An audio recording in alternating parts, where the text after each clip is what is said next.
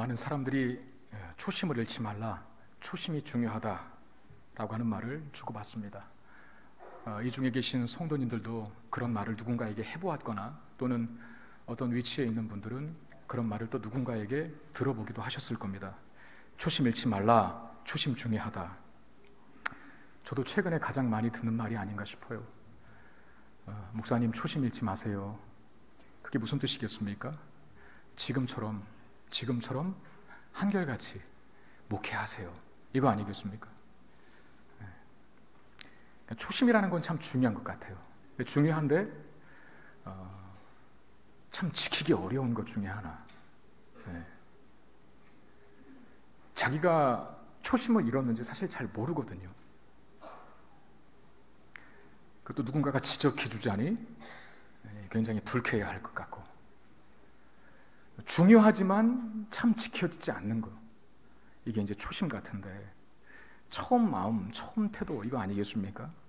정치인들에게는 나라를 위한, 국민을 위한 그런 순수한 열정과 사명감, 이게 초심일 거고, 운동선수에게는 또 강인한 정신력과 끊임없는 노력으로 얻게 된 그 성취, 그게 초심일 거고, 또 남편과 아내와의 관계 속에서는 그야말로 첫사랑의 감동이 초심일 것이라 이렇게 생각합니다.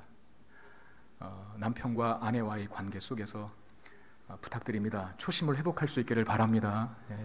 행복한 가정, 아내와 남편이 행복해야 가정 전체가 행복한 거죠. 그러면 저 같은 목회자들에게 있어서 초심은 뭐겠습니까? 이제껏 베풀어 주신 하나님의 은혜를 잊지 않고 사는 것, 이게 이제 저 같은 목회자들에게 해당하는 초심이거든요.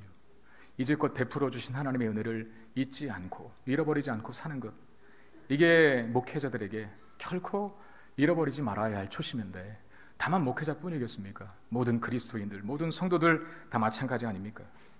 이제껏 베풀어 주신 하나님의 은혜, 이걸 기억하며 사는 것, 잊지 않고 사는 것, 이게 우리의 우리된 정의 것이고, 그리스도인들의 삶을 더 행복하고 풍성하게 만드는 절대적인 요소일 겁니다. 아말렉을 물리치고 돌아오는 그런 다윗이 부솔 시내에 머물게 한 나머지 200명의 부하들을 오늘 본문에 보니까 대면하게 되는데, 여러분 기억나시나요? 기력이 다한 다윗의 부하 600명 중 200명이 탈진하여서 결국 아말렉 족속을 추격하지 못하고 부솔 시내 강가에 머물지 않습니까? 잔류하지 않습니까? 그래서 400명만 데리고 다윗이 아말렉을 쫓은 거죠. 이제 아말렉으로부터 모든 것을 되찾아오는 다윗과 그 일행이 제일 먼저 맞은 것은 바로 부솔 시내에 잔류한 이 200명의 부하들이었습니다. 21절 말씀 보시면, 다윗이 전에 피곤하여 능히 자기를 따르지 못하므로 부솔 시내에 머물게 한 200명에게 오매 그들이 다윗과 그와 함께한 백성을 영접하러 나오는지라 다윗이 그 백성에게 이르러 문안하매. 부솔 시내에 잔류한, 전쟁에 참전하지 않은 이 200명이 다윗과 그의 나머지 부하들이 전쟁에 승리하여 개선한군할 때 기쁘게 영접하고 또 기쁘게 반겨줍니다. 그런 자들을 보면서 다윗이 어떻게 했다고요? 오늘 21절 마지막에 문안하메라고 되어 있는데, 히브리어 원어로 보면 여러분 너무나 잘 아시는 단어 뭐겠습니까? 샬롬이라고 쓰여 있습니다. 샬롬. 여러분, 샬롬은 이스라엘 백성들의 인사죠. 평안하십니까? 안녕하십니까? 잘 있었습니까? 그런 뜻인데, 여러분 다윗이 지금 그 잔류했던, 전쟁에 참전하지 못했던 탈진한 병사들, 그들을 보면서 제일 먼저 했던 말이 바로 이 문안 인사였어요. 평안하셨습니까? 잘 계셨습니까? 별일 없으셨습니까? 여러분, 이 말을 할 때, 다윗이 이 문안 인사를 할 때 인상 쓰면서 했을까요? 아니면 웃으면서 했을까요? 한번 옆에 분하고 인사하겠습니다. 샬롬 해보십시오. 인상 쓰셨어요? 웃으셨어요? 인상 쓰지 않으셨죠? 다 웃으셨어요. 다윗도 마찬가지입니다. 그가 웃으면서 반갑게 이 잔류병들인 200명들을 문안했을 겁니다. 사실 상황도 나쁘지 않았잖아요. 기분 좋잖아요. 왜? 방법이 없었던 아말렉 족속들에게 빼앗겨버린 가족과 그리고 재산들을 다 찾아왔잖아요. 개선행군하고 있지 않습니까?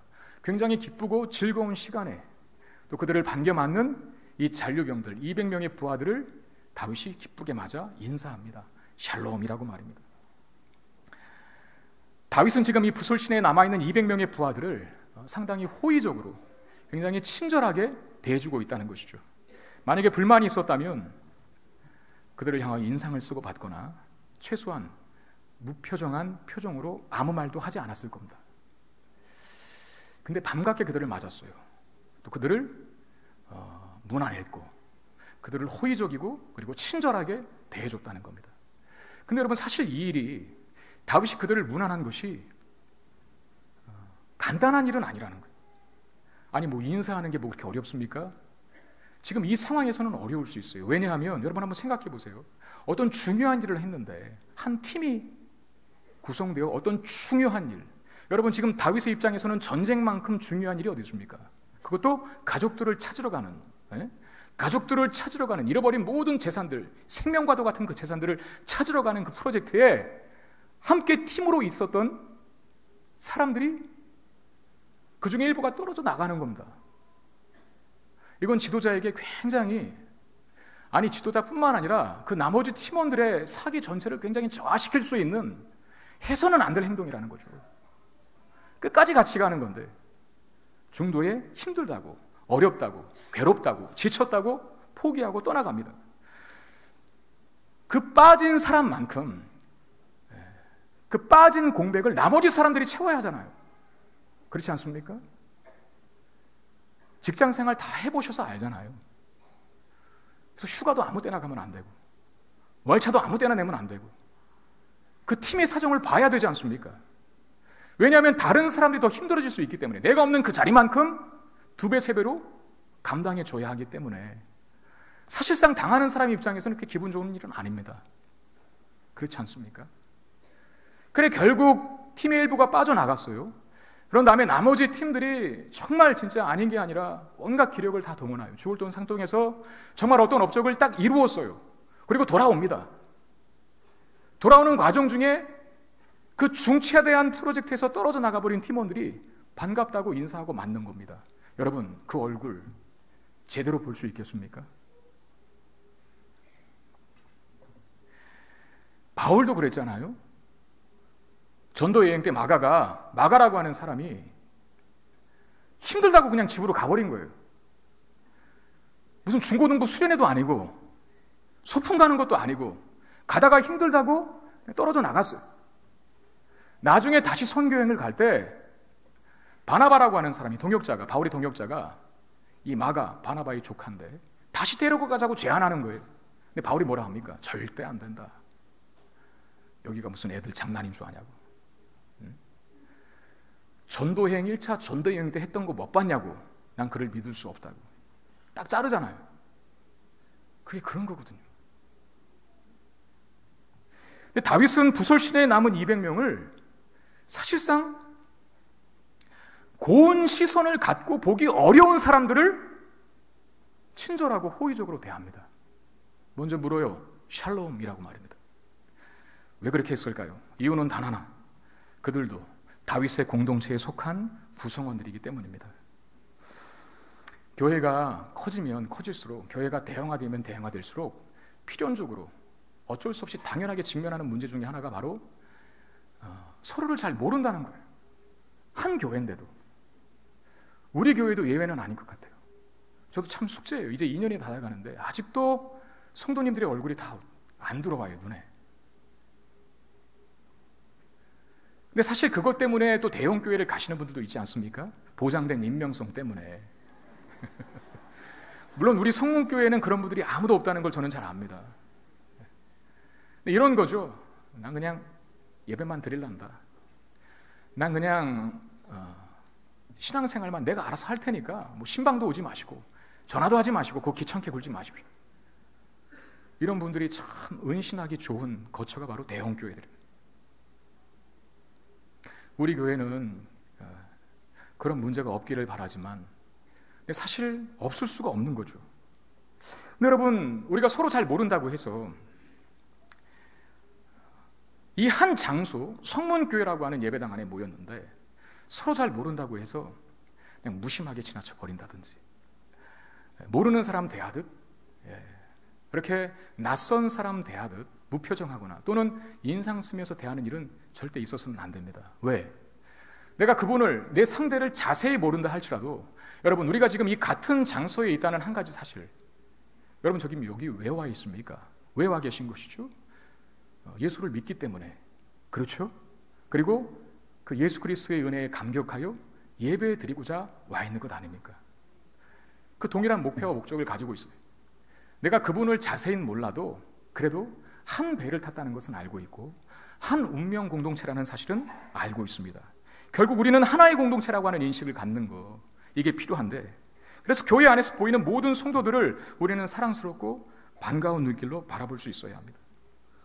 여러분 그렇잖아요. 전투의 현장 속에서는 같은 유니폼만 입고 있어도, 같은 제복만 입고 있어도 그 사람 때문에, 그 보여지는 그 한 사람 때문에 굉장히 큰 힘을 얻는 거예요. 결코 전우를 인상 쓰고 보지 않습니다. 적들을 인상 쓰고 보지 같은 편인 전우를 인상 쓰고 보는 법은 없습니다. 내가 그 사람의 실체를 잘 몰라도, 그 사람이 어디에 살았고 또 어떤 성향이고 어떤 성격이고 또 가족관계가 어떤지는 잘 몰라도, 좋아하는 음식이 뭔지는 잘 몰라도 그래도 같은 편이라고 하는 그 하나의 사실 때문에 그 사람 때문에 격려가 되고 힘이 되고 위로가 되는 거예요. 영적 전쟁의 현장에서 예수 그리스도를 믿고 그분께 예배한다라고 하는 이 동일한 목표는 쉽게 가질 수 있는 목표들이 아닙니다. 같은 장소에서 같은 하나님을 섬기고 같은 예배자로 서 있다는 그 사실 하나만으로도 우리는 서로를 반갑게 맞고 웃음으로 대할 수 있어야 합니다. 한 번 더 하겠습니다. 옆에 분하고 인사하겠습니다. 웃으면서 샬롬 해보겠습니다. 괜히 했네요, 그냥. 네. 안녕하세요가 차라리 낫겠는데, 만나서 반갑습니다 이게 나았을 뻔했는데 샬롬 해갖고요. 여러분 이제부터 서로가 서로를 대할 때 따스한 표정으로 대할 수 있게 되기를 바랍니다. 우리 공동체에 이런 따스한 그리스도의 사랑이 넘쳐 흐르게 되기를 주님의 이름으로 축원드립니다. 여기서 오늘 본문으로 다시 돌아가 봐서 여기서 문제가 하나 발생하는데, 다윗은 이 200명의 부하들을 반갑게 맞는 반면에 전쟁에 참전하지 않고 남아있는 이 잔류된 200명의 이 동료들을 굉장히 탐탁치 않게 생각하는 다른 한 부들이 발생하기 시작합니다. 22절 말씀 보시면 이렇게 되어 있어요. 다윗과 함께 갔던 자들 가운데 악한 자와 불량배들이 다 이르되 그들이 우리와 함께 가지 아니하였은즉 우리가 도로 차른 물건은 무엇이든지 그들에게 주지 말고 각자의 처자만 드리고 떠나가게 하라 하는지라. 다윗은 그들을 반갑게 맞아 문하는 샷까지 했지만 한편에 어떤 부류들은 이렇게 말해요. 저 사람들은 전쟁에 참전하지 않았으니까 그냥 처자만 주고, 그러니까 아내와 자식들만 돌려주고 나머지 우리가 빼앗아온 전리품들은 저들에게 분배하지 맙시다. 이렇게 주장하는 무리들이 생긴 거예요. 참전한 400명의 다윗의 부하들 중에 있었던 사람이죠. 여러분들 같으면 제가 한번 질문 드릴게요. 한번 곰곰이 생각해 보세요. 여러분들이 만약에 400명의 편에 서서 지금 목숨을 걸고 전쟁에 참전하고 이제 전리품을 가지고 돌아온 거예요. 근데 누군가가 저 사람들은 전쟁에 참전하지 않았으니까 처자식만을 주는 것도 굉장히 큰일이다. 나머지 전리품은 그냥 우리끼리 나눠 갖자 라고 누군가가 얘기했을 때 여러분들은 찬성표를 던지겠습니까? 반대표를 던지겠습니까?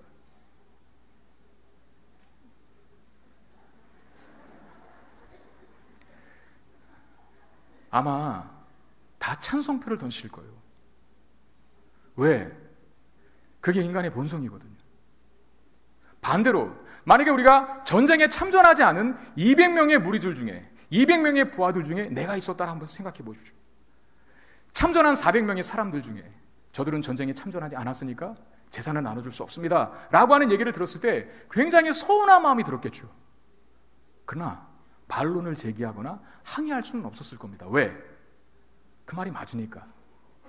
어떻게 전쟁에 참전한 사람과 그렇지 않는 사람이 똑같은 대우를 받을 수 있나요? 그럴 수 없는 겁니다. 이 부분을 주석한 구약 신학자인데 월터 브루그만이라고 하는 사람이 있어요. 목회자들은 다 아는 분들이고 신학자들에게는 너무 알려진 유명한 저명한 신학자인데 그분이 이렇게 기술을 했어요. 제가 본 책에 보니까 그들은 전쟁에 참전하지 않은 200명의 군사들을 말합니다. 그들은 기진한 자들이며 연약하고 피로에 지치고 겁에 질리고 맥이 빠진 자들이다. 전쟁 정책의 견지에서 본다면 그들은 위협을 무릅쓰지 않았기 때문에 전리품을 나누어 가질 자격이 없다. 이게 정상적인 거라는 거예요. 전쟁에 참전하지 않았으니까. 여러분 그렇지 않습니까? 세상은 공과 과를 분명하게 따집니다. 공이 있으면 보상받고 과가 있으면 벌을 받는 거예요. 지금 이 전장 속에서 분명히 공을 세운 자들은 직접 전쟁에 참전한 자들입니다. 400명의 군사들. 전장에 참전하지 않은 부솔시대에 머문 200명은 이 일에 공이 없죠. 그들은 오히려 전력의 손실을 가져왔고 군대의 사기를 떨어뜨리는 역할을 했다고도 볼 수 있습니다. 그러므로 그들에게 벌은 내리지 않을 수 있어도 상을 줄 필요까지는 없다는 거죠. 쉽게 우리 식으로 얘기하면 오바다 이렇게 말할 수 있는 거예요. 세상적이고 일반적인 관점으로 기준으로 봤을 때 여기 지금 본문에 표현된 이 불량배들, 악한 자들, 우리가 그렇게 본문에 명칭을 해서 이들의 주장은 그냥 무조건 나쁠 것이라고 단정하고 보는 경향이 있는데 그렇지 않다는 거예요. 사실 옳고 정당하기까지 하다는 겁니다. 근데 이들의 주장을 들은 다윗은 어떻게 판단을 내립니까? 어떻게 내리는지 한번 24절 말씀 보겠습니다. 이 일에 누가 너희에게 듣겠느냐? 전쟁에 내려갔던 자의 분깃이나 소유물 곁에 머물렀던 자의 분깃이 동일할지니 같이 분배할 것이니라. 여러분 다윗은 이 악한 자와 불량배들이 내놓은 판단에 동의하지 않습니다. 그리고 전리품들을 전쟁에 참전한 자나 아니면 부솔시내에 잔류한 군사들이나 동일하게 나눌 것을 명령합니다. 여러분 다윗이 이런 판단을 내리기가 쉬울 것 같습니까? 그렇지 않습니다. 왜? 사실 오늘 본문 사무엘상 30장 우리가 지난 시간에 보았던 초반부에 보면 다윗이 바로 이들 때문에 죽을 뻔했어요. 무엇 때문에 이들이 다윗을 죽이려고 했죠? 아말렉 족속에게 재산과 처자식을 빼앗긴 걸 그 모든 책임을 다윗에게 돌렸죠. 네가 리더니까 모든 게 다 네 책임이다. 사실은 다윗이 그 일에 어떤 실질적인 책임이 있던 사람도 아니고 실질적인 문제의 제공자도 아닌데 단지 리더라는 하나의 이유 때문에 그들은 모든 분노와 원한과 증오를, 이 억울함을 다윗 한 사람에게 쏟아냈습니다. 사실 분위기가 살벌한 다윗의 수하들이었다는 겁니다. 모르긴 몰라도 아마 전쟁에 참여한 400명의 사람들은 어쩌면 이 악한 자와 불량자들의 의견에 내심 동의를 표하고 있었는지도 모릅니다. 왜? 그것이 인간의 심리니까요. 대세가 이러한데 이걸 거스르기란 지도자 다윗이라고 하더라도 쉬운 일은 아닙니다. 더욱이 이들은 다윗의 지도력에 불만을 품고 다윗을 죽이려고 했던 전력을 가진 자들입니다. 여러분, 다윗이 몸을 사려도 될 만한 상황이라는 거예요. 그래, 니들이 말이 맞다. 처자식만 돌려주는 것도 큰일이니 전리품은 전쟁에 참여한 사람만 나누도록 해라. 이게 어쩌면 다윗에게도 대세를 거르지 않고 그 대세에 합류하는 현명하고 지혜로운 선택이요 판단일 수 있었다는 겁니다. 그런데 그렇게 안 해요. 여러분, 우리도 그렇지 않습니까? 우리가 이 세상 살다 보면 하나님의 뜻을 모르기 때문에 그 뜻대로 못 사는 게 아니라 알매도 불구하고 시대의 흐름이 그렇고 분위기가 그러니 내가 하나님 뜻을 순종한다라고 해서 분위기와 대세에 거스르는 판단과 선택을 했을 때 나에게 오는 현실적인 어려움 때문에 하나님의 뜻임을 분명히 알매도 불구하고 그렇게 잘 안 사는 거죠. 그렇게 살았을 때 오는 어떤 공격이라든지 손해라든지 불편을 감수해야 하는 그런 희생 때문에 쉽게 선택을 못하는 거예요. 그러면 어떻게 합니까? 이게 크게 문제가 되지 않은 일이라면 심지어 이들의 주장은 정당하기까지 하지 않습니까? 그냥 대세에 편승하고 그 분위기에 타협하게 되어 있는 겁니다. 여러분, 다윗의 입장도 마찬가지입니다. 대세를 거스르기란 쉽지 않아요. 그리고 잔류한 200명에게 전리품 주지 말고 처자식만 주자, 이 주장이 상당히 설득력이 있기까지 합니다. 이런 분위기 속에서 다윗은 반대의 결정을 내린 겁니다. 잔류한 자들에게도 전리품을 동등하게 분배할 것을 명령하고 있는데, 그러면 다윗이 그렇게 주장을 할 때, 야, 공평하게 나눠야 한다라고 주장했을 때 다윗도 그런 주장에 설득력을 가질 만한 근거를 제공해야 되거든요. 지금 이 전쟁에 참전하지 않는 자들에게 전리품을 나눠주지 말자라고 하는 이런 불량배와 악한 자들의 주장이 설득력이 있어요. 그 설득력을 훨씬 더 뛰어넘을 수 있는 더 큰 설득력을 가진 근거를 제시해야만 다윗의 이 요구가, 공평하게 나누라는 이 요구가 먹힐 수 있다는 겁니다. 그럼 다윗은 무엇으로 자신의 주장을 상대들에게 설득시키기 위한 근거로 제시할까요? 여러분 23절인데 한번 다 같이 읽어보도록 하겠습니다. 23절 말씀입니다. 시작. 다윗이 이르되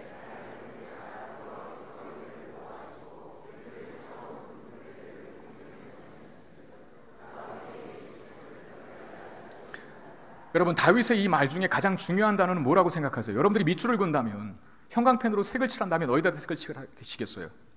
어디다? 그렇네요. 우리 산부 성도님들은 수준이 높으시네요. 주어가 뭐죠? 여호와께서죠. 그럼 여호와께서라고 하면서 지금 다윗이 한 말은 뭐예요? 여호와께서 우리를 보호하셨다. 여호와께서 우리 손에 적들을 넘기셨다. 여호와께서 우리에게 주신 것이다. 이 말이거든요. 그럼 결국 무슨 말입니까? 하나님이 다 하신 일이라는 거예요. 하나님이. 이게 다윗의 주장의 근거예요. 여러분, 부솔신에 잔류한 200명의 몫을 주지 말자고 죄하는 사람들에게 있어서 자신들은 공로자 아니겠습니까? 공로자. 야, 내가 어떻게 기여했는데 이거죠. 내가 우리 교회에서 얼마나 많은 헌신을 했는데 이거죠. 내가 노력한 것, 내가 공을 쌓은 것, 그게 나에게 정당하게 돌아와야 돼. 이렇게 주장하는, 스스로를 공동체에 기여한 자라고 하는 인식을 팽배하게 가지고 있는 부류들이고, 반면에 전쟁에 참여하지 않은 자들은 공동체에 전혀 기여하지 않은 자로 규정되어 있다는 겁니다. 그러니까 이런 그들의 논리가 나올 수밖에 없는 거예요. 근데 다윗은 다릅니다. 다윗은 자신과 함께 전쟁에 참전한 이 400명의 공로를 전제하지 않습니다. 지금 다윗의 판단과 설득과 결정에 400명, 자기와 함께 참전한 그 400명의 부하들의 공로가 없어요. 그걸 전제하고 있지 않아요. 그건 제외시켰습니다. 그렇다고 부솔신에 잔류한 200명이 전리품을 받을 자격이 있다, 그렇게 말하지도 않습니다. 다윗은 다만 누구도 공이 없다고, 받을 자격이 없다고만 말하고 있는 거예요. 400명이든 200명이든 받을 자격이 없는 자, 즉 공이 없는 자라고 주장하고 있는 겁니다. 어떤 인식만 전제하고 있습니까? 자신들이 얻은 것, 자신들이 취한 것, 그것은 자신들의 실력과 공로로 얻은 것이 아니라, 취한 것이 아니라 하나님께서 자신들에게 주신 은혜의 선물들이다. 하나님께서 주신 은혜라. 이 인식만 가지고 있다는 겁니다. 그 은혜의 수혜자들에게 있어서 크고 작음, 높고 낮음의 차이가 존재하지 않다고 전제하니 공평하게 나누라, 이렇게 말할 수 있는 겁니다. 그리고 이런 다윗의 판단과 결정에 아무도, 이스라엘 사람 중 누구도 반론을 제시하지 않습니다. 무슨 뜻입니까? 설득당했고 그 뜻에 따르기로 했다는 겁니다. 여러분, 만약에 지금 다윗의 이런 논리를 세상 사람들에게 제시했다간 꿀밤한데 맞습니다. 그런 논리가 어딨냐고. 전쟁에 참전한 사람의 공로와 그렇지 않는 사람의 공로가 어떻게 같을 수 있냐고. 이게 세상의 논리잖아요. 가끔씩 이 신앙은 없지만 하도 이제 아내가 교회 가자 그래서 아내의 손에 끌려 나오는 두 분들이 계십니다. 남편분들이 계셔요. 설교 중에 제가 자주 하는 말이 있지 않습니까? 모든 것이 다 하나님의 은혜입니다. 우리가 한 것이 아닙니다. 하나님께서 우리에게 주신 것입니다. 라고 그렇게 설교를 자주 하고 그런 메시지를 자주 던지는데, 그런 말을 들으시면 기분이 나쁜 거예요. 왜? 아니 뭘 내가 노력해서, 내가 땀 흘려서, 내가 수고해서 월급 받은 거지 무슨 하나님이 뭐 해줬어? 이렇게 나오는 거죠. 세상 사람들은 그걸 몰라요. 그게 어쩌면 당연한 거예요. 근데 반대로 믿음의 사람들에게는 이런 특징이 있는데, 무슨 특징이 있냐면 막 갑자기 자기가 나오려다가도, 뭔가 손해를 크게 본 것 같은 느낌을 받을 때라도, 내가 어디에서 제외된 그런 섭섭함과 서글픔이 밀려올 때조차라도 누군가의 입술을 통해서 모든 것이 다 하나님의 은혜입니다 라고 선포만 되면 고개를 끄덕끄덕하는 그런 특징, 그게 누구에게 있다고요? 믿음의 사람들에게 있는 특징입니다. 우리 한번 해볼까요? 모든 것이 다 하나님의 은혜입니다. 아니 그 말고요, 고개를 끄덕이라고 이렇게. 1부 때에는 제가 이렇게 하자 그랬더니 이렇게 하시더라고요. 이렇게 하야 되는데 이렇게 하시더라고요. 무슨 의미인지, 저에게 어떤 시비를 하시는 건지 모르겠지만, 모든 것이 다 하나님의 은혜입니다 라고 했을 때에는 고개를 끄덕끄덕하면서 자기가 나왔던 것, 또 자기 욕심, 자기 주장 이런 거 다 접고, 그래, 주신 이도 여호와시고 거두신 이도 여호와시니 오직 여호와 이름만 찬송을 받으실지어다. 여러분, 이게 욥의 고백이죠. 욥기 1장 21절에 이르되 내가 모태에서 알몸으로 나왔사온즉 또한 알몸이 그리로 돌아가올지라. 주신이도 여호와시오 거두니시도 여호와시니 여호와 이름이 찬송을 받으실지니이다. 욥이 이 고백을 할 때는요, 열심히 최선을 다해 하나님을 섬겼는데, 그가 특별한 범죄를 저지른 것도 아닌데 하나님이 그를 치시기 시작하는데, 자식들을 다 잃어버리고 재산까지도 다 빼앗기고 모든 것이 다 없어지는 그 상황이었어요. 그런 상황에서 이런 고백을 하기는 쉽지는 않습니다. 그래, 주신이도 여호와시고 거두신도 여호와시니 나는 오직 여호와 하나님을 찬송할 책임만이다. 대단한 믿음 아닙니까? 사실 그게 우리의 신앙 고백이 돼야 됩니다. 우리는 이런 고백을 잊고 있다가도 이 고백을 듣게 되면 숙연해져야 합니다. 내면의 분노와 혈기와 미움과 질투와 다툼이 다 사라지고 이기심들이 다 사라지고 고요하고 잔잔한 바다와 같이 내면이 바뀌어야 돼야 합니다. 모든 것이 다 하나님의 은혜입니다. 이 고백을 들을 때는 서운한 마음, 아까운 마음, 여러분, 이 모든 것들은 다 자기가 나올 때 생기는 마음이거든요. 자기가 불쑥불쑥 튀어 올라오니까 뭐가 서운하다 그러고 뭐가 아깝다 그러고 이렇게 되는 것이죠. 자기가 나오는 것 때문에 마음이 생기고 미움이 생기고 분열이 생기고 차별이 생기고 손해본 것 같은 마음이 생기고 욕심이 생기고 사소한 것에 집착이 생기는 이런 일들이 벌어진다는 거예요. 근데 이것을 단번에 잠재울 수 있는 유일한 대안은 바로 이 고백 하나입니다. 따라합시다. 모든 것이 하나님의 은혜입니다. 여러분, 우리가 이 말을 스스로에게 선포하고 또 누군가의 선포를 통해서 듣게 될 때 우리는 내면의 모든 소용돌이들이 언제 그랬냐는 듯 잔잔한 바다와 같이 평안해져야 됩니다. 그게 사실이기 때문에. 지금 다윗의 발언의 핵심은 이 200명에 대한 배려와 섬김이 아닙니다. 400명이든 200명이든 받을 자격이 없는 것, 이건 동일한 겁니다. 그럼에도 주신 것이라면, 얻은 것이 있다면 그것은 하나님의 선물이지 우리의 공로로 쟁취하고 빼앗아낸 것이 아니라는 거예요. 획득해낸 것이 아니라 하나님께서 은혜로 주신 선물이라는 거예요. 여기에 모든 이스라엘 사람들이 다 동의를 하는 것이죠. 반론이 없지 않지 않습니까? 항의가 없지 않지 않습니까? 뿐만 아닙니다. 본문 26절 30절까지의 기록을 보면 전리품을 나누는 일이 이 다윗과 함께했던 600명의 무리들에게만 아니라 유다 지역에 사는 여러 장로들에게까지 보내줘요. 제가 세보니까 13성읍이 나오더라고요. 유다 성읍들 중에 13성읍에 이 다윗의 전리품들이 보내지는데, 왜 여러분 그 받은 전리품들, 얻은 전리품들을 사실상 다윗의 식솔들이 나누기에도 어쨌든 간에 긴 또 시간들을 먹을 양식이 보유되어 있어야 하니까 중요한 자원임에도 불구하고 왜 이걸 보통 소위 뭐라 합니까? 그 오지랖 넓게 여기저기 다 나눠주냐 말이죠. 무엇 때문입니까? 좋은 일은 나눠야 돼. 나눠야 기쁨이 배가 돼. 이런 논리입니까? 아닙니다. 다윗이 이런 전리품들을 유다 성읍들의 나눔으로 그들에게 알리고자 했던 목적 중에 하나는 이스라엘이 얻은 모든 소유들은 그 소유의 궁극적 제공자이신 하나님께로부터 온 것이라. 그걸 유다 성읍의 사람들이 다 알기를 원했어요. 다윗은 오늘 본문 끝에 헤브론이라고 하는 지명이 나오는데 그 헤브론에서 1차 유다 지파를 다스리는 왕이 됩니다. 다윗이 유다 지파의 왕권을 쥐게 될 국부적이지만 한 지파의 왕이지만 그걸 알고 이런 일들을 벌인지는 모르겠어요. 그러나 다윗의 마음 하나는 충분히 우리가 간파할 수 있습니다. 우리가 얻고 있는 모든 소유를 우리에게 주신 분은 하나님이시라는 것. 이스라엘이 이 하나님의 은혜의 선물들을 잊고 살아갈 때, 이스라엘에게 주어진 모든 영적이고 육적이고 필요한 모든 자원들이 하나님께로부터 왔다라고 하는 이 은혜의 인식이 없을 때 이스라엘은 망한다. 그걸 각인시키기 위함입니다.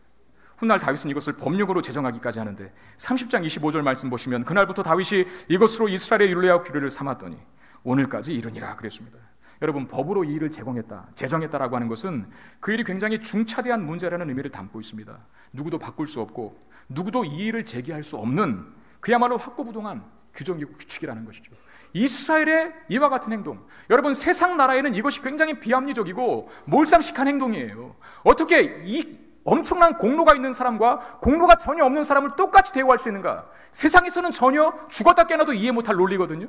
근데 다윗은 이것을 아예 법으로 제정해버렸어요. 이스라엘 나라에서만큼은 하나님이 통치하시고 하나님이 다스리시고 하나님께서 부르신 바 된 선민 이스라엘 백성들이 살아가는 그 삶의 영역 속에서는 우리에게 주어진 모든 것들은 다 하나님께로부터 왔다, 은혜로 주어진 것이다 라고 하는 인식이 잊지 말고 살자는 것이죠. 은혜라고 하는 인식이 있으니까 나눠줄 수 있는 겁니다. 자기 공로, 자기 노력, 자기 성과 이거 따지지 않고요.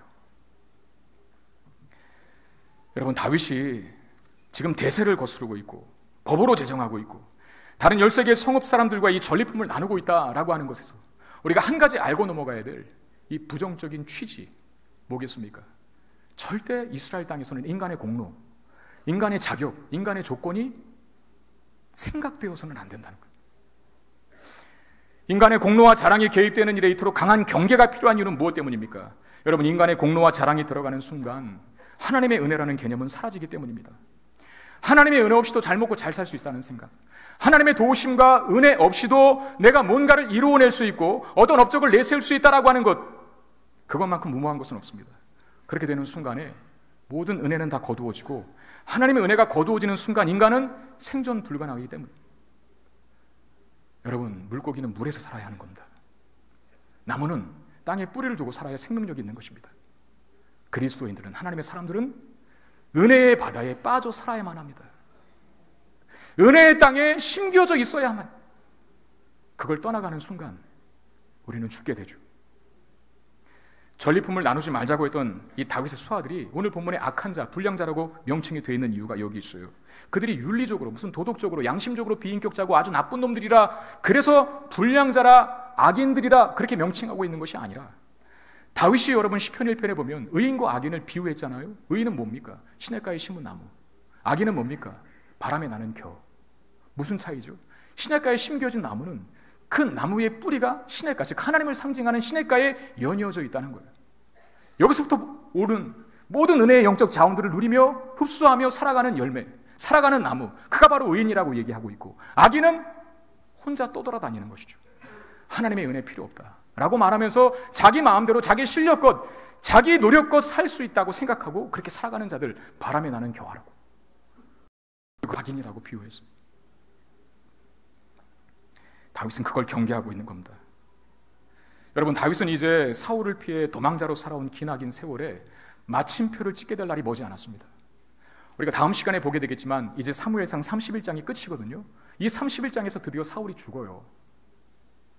13년 동안의 도망자의 세월, 이제 끝을 낼 시점이 머지 않았습니다. 13년 동안 여러분, 다윗이 다른 거 다 빼고 정말 뼛속까지 각인시킬 교훈이, 위대한 교훈이 있다면 뭐겠습니까? 도망자의 14년의 세월 동안 깨달은 것, 자신은 하나님의 은혜 없이는 절대 살 수 없는 자라는 것이겠죠. 한 나라의 왕의 타겟이 되어서 그 왕이 한 사람을 죽이기 위해서 13년을 쫓아다녔는데 죽이지 못했다는 건 기적입니다. 그렇지 않습니까? 다윗이 뭘 깨달았을까요? 하나님이 보호하셔야만 인생은 보호받을 수 있구나. 하나님 없이 스스로 보호막을 차고, 하나님 없이 스스로 방패막을 아무리 2겹, 3겹, 4겹으로 담을 쌓아도 결국 하나님께 뿌리를 두지 않고 하나님의 보호와 은혜 속에 없는 자들은 모든 것이 다 무너지고 마는구나. 이걸 13년 동안의 도망자의 세월 속에서 알게 된 거예요. 다윗은 훗날 왕으로 이스라엘을 통치하고 다스려야 할 역할을 맡게 될 것입니다.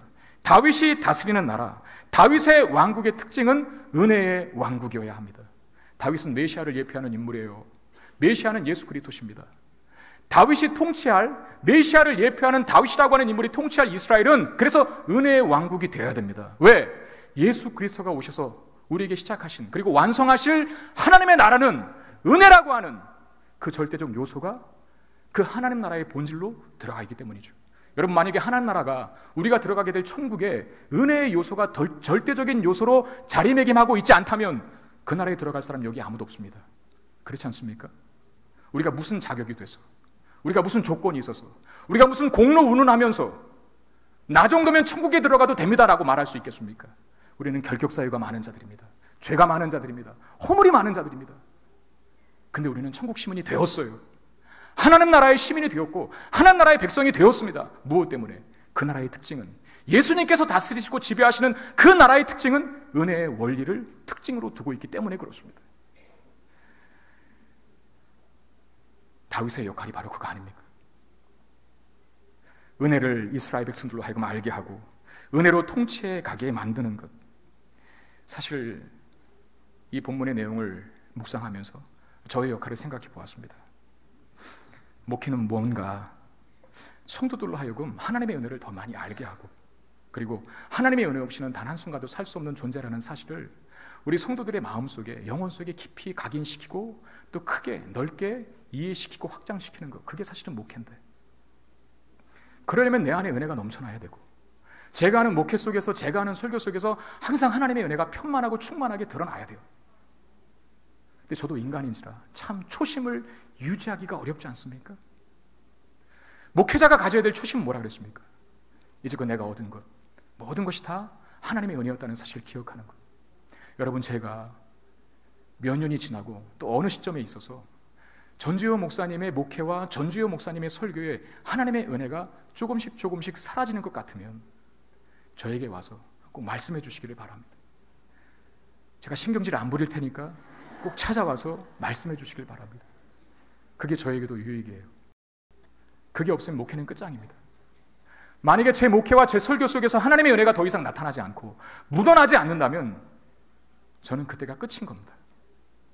저만이겠습니까? 이스라엘이라고 하는 한 나라가 그러합니다. 하나님의 은혜로 세워지고 하나님의 은혜로 유지되는 나라, 그 나라가 이스라엘이고, 그 나라가 보여주는 이 땅의 많은 교회들 또한 은혜로 세워지고 은혜로 유지되어야만 합니다. 교회 안에는 그래서 은혜가 풍성해야 돼요. 하나님 은혜가 많아야 돼요. 하나님 은혜가 우리 각자의 성도들에 넘쳐나게 되면 교회는 그야말로 천국이 됩니다. 근데 은혜가 메마르기 시작할 때 교회는 서로 못 잡아먹어서 안달인 그런 인상을 지으면서 그런 표정을 하면서 싸우고 갈등하고 치고받고 하는 일들이 일어나게 될 수밖에 없는 것이죠. 바라옵게는 이 나라와 민족 가운데, 우리 공동체 가운데 하나님의 은혜가 충만하고 풍성하게 날마다 부어지게 되기를 주의 이름으로 축원드립니다. 5월 가정의 달입니다. 여러분들의 각자의 가정 속에 가장 필요한 절대적인 요소가 있다면 그것은 바로 하나님의 은혜입니다. 예배할 때마다, 자식들에게 무언가를 가르칠 때마다, 삶의 무언가를 간증할 때마다 이게 다 하나님의 은혜였노라고 부모된 우리의 입술 속에서 하나님의 은혜를 찬양하고 하나님의 은혜를 노래하고 하나님의 은혜를 선포하는 일들이 많아지게 되기를 주의 이름으로 축원드립니다. 말씀 맺겠습니다. 하나님의 은혜가 마르지 않게 하십시오. 기억하고 또 기억하고 감사하고 또 감사하시길 바랍니다. 그것이 우리의 삶을 생명의 길로 인도할 안내자가 될 것입니다. 한번 같이 따라해 보겠습니다. 모든 것이 하나님의 은혜입니다. 우리의 마음과 입술 속에 이 고백이 충만하고 풍성하게 넘쳐나게 되기를 주님의 이름으로 축원드립니다. 기도하겠습니다. 하나님, 우리 교회 공동체가 은혜의 공동체 되기를 원합니다. 하나님이 나라와 민족의 은혜가 가득 부어지게 되기를 원합니다. 이 땅에 존재하는 우리의 모든 가정 속에 하나님의 은혜가 가득 채워지게 되기를 원합니다. 우리의 자녀들에게, 부모된 우리들에게 하나님의 은혜가 넘쳐나게 되기를 원합니다. 하나님의 은혜만이 우리를 살리며 우리를 세우며 우리를 풍성하게 할 수 있음을 기억하오니 하나님이여, 날마다 우리 입술과 삶 속에 하나님의 은혜가 부어지게 하시고 하나님의 은혜가 간증되게 하시고 하나님의 은혜가 선포되게 해 주시옵소서. 우리 주 예수 그리스도의 이름으로 간절히 기도드리옵나이다. 아멘.